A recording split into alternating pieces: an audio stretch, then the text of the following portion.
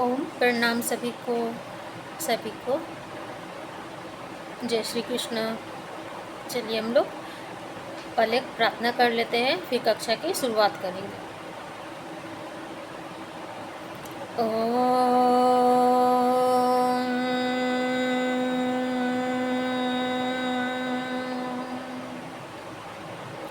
सहनाववतु सहनो भुनक्तु सह वीर्यं करवावहै तेजस्विनावधीतमस्तु मा विद्विषावहै।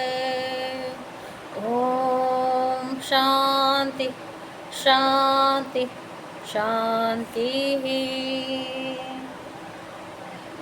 दोनों थैलियों का घर्षण करेंगे और घर्षण से प्राप्त ऊर्जा को अपनी आँखों पर और अपने संपूर्ण शरीर में धारण करेंगे। माता पिता और गुरुदेव को नमन करते हुए कोमलता से अपनी आँखें खोलेंगे। सभी को प्रणाम, सभी को ओम। तो हमने अभी तक पढ़ा कि सांख्य अनिश्वरवादी है, वो वेद को तो मानता है पर ईश्वर को नहीं मानता है।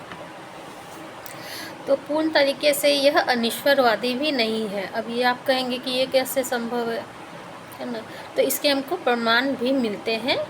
हमने जितना पढ़ा है सर से उसके हिसाब से मतलब हमें इसमें प्रमाण भी मिलता है कि इसके आगे चर्चा करते हैं। इसके पहले हम लोग देख लेते हैं कपिल सूत्रम को। तो कपिल सूत्रम में 537 सूत्र हैं, 537 सूत्र हैं और 6 अध्याय हैं। तो जिन्होंने भी इस पर भाष्य लिखा होगा उन्हें कहीं ना कहीं से ये सूत्र मिले होंगे।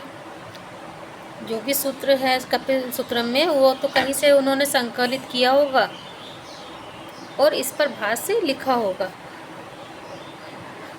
तो कहते हैं कि 5वें अध्याय में, कपिल सूत्रम के 5वें अध्याय में कहा गया है कि जो वेद है वो अपनी शक्ति या परम सत्ता की शक्ति से प्रकट हुए हैं।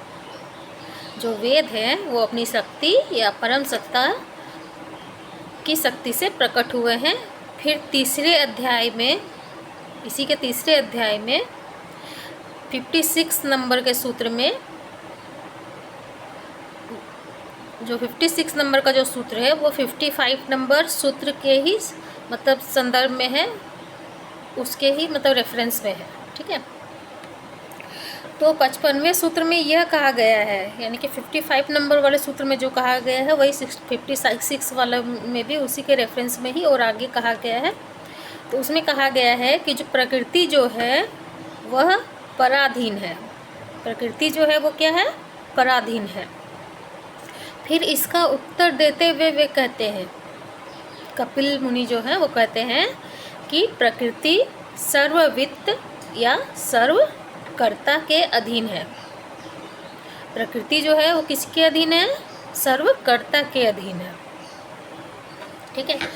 तो वित्त मतलब होता है सब जानने वाला, सर्वज्ञ, और सर्वकर्ता मतलब होता है सभी कार्यों को करने वाला, सबको उत्पन्न करने वाला। ठीक है, सब कुछ करने वाला।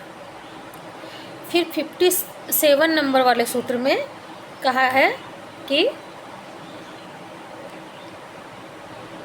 इदरीश ईश्वर, इदरीश ईश्वर।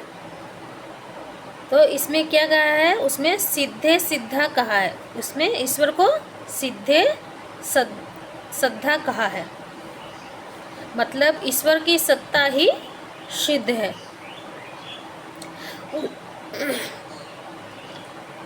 उसकी सत्ता को सिद्ध किया गया है एक तरीके से 15वें अध्याय का 116 नंबर का जो सूत्र है, जिसमें कहा है कि सुषुप्ति, समाधि, मोक्षेशु और ब्रह्म रूपता, यानी इन तीनों अवस्थाओं में सुषुप्ति, समाधि और मोक्ष में पुरुष ब्रह्म रूप हो जाता है। ठीक है, एक बार और रिपीट कर देती हूँ। 15वें अध्याय का 116 नंबर का सूत्र है जिसमें कहा गया है कि सुषुप्ति, समाधि, मोक्षेषु ब्रह्म रूपता, यानी इन तीनों अवस्थाओं में सुषुप्ति, समाधि और मोक्ष में पुरुष ब्रह्म रूप हो जाता है। तीनों अवस्थाओं में जीवात्मा यानी पुरुष वो ब्रह्म हो जाता है। ठीक है। ब्रह्म का उदाहरण देते हुए कपिल मुनि ने यह बताया है कि ब्रह्म है। ठीक है, इसके आगे और पढ़ेंगे, वीडियो भी लंबा हो जाएगा, तो मैं नेक्स्ट वीडियो में इसको आगे और बताती हूँ।